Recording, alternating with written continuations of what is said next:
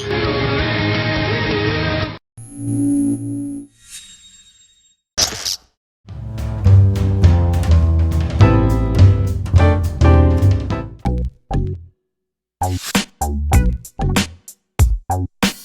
there, my name's Anthony. I'm the Bols Genever ambassador here in Las Vegas, and I'm going to be making for you today a Holland House cocktail with Bols Genever. A lot of people don't know much about Bols Genever.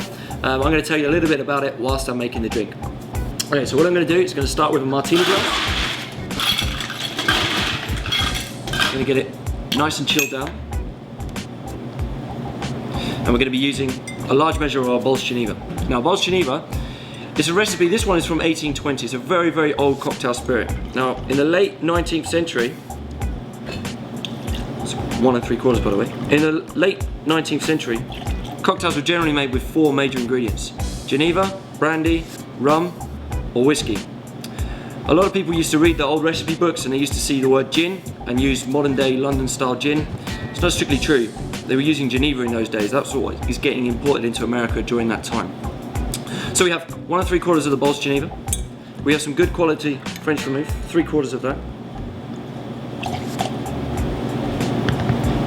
And then we're going to do some fresh pressed lemon juice.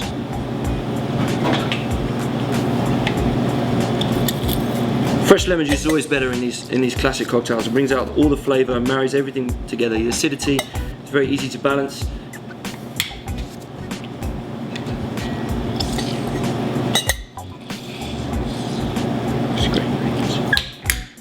Should be about half a shot in there.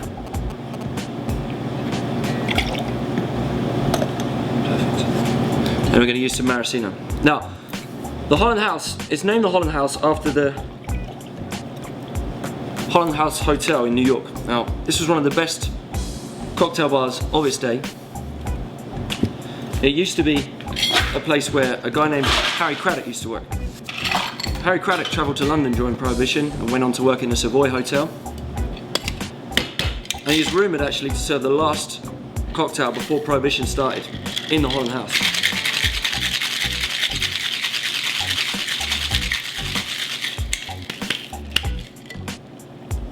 Now, Harry Craddock didn't create this cocktail, but you can see with the ingredients I have here, the Geneva, the vermouth, the maraschino, the fresh lemon juice, how it could easily be evolved into something like a white lady, which he did create.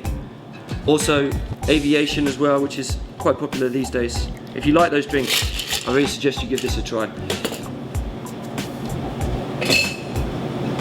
And we're just going to finish it off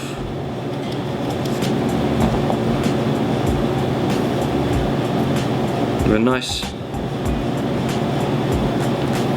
lemon zest. And there we go, the Holland House cocktail. Enjoy.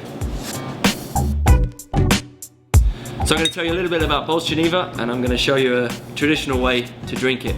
Bols Genever is often Geneva is categorized as a gin. It's not strictly true.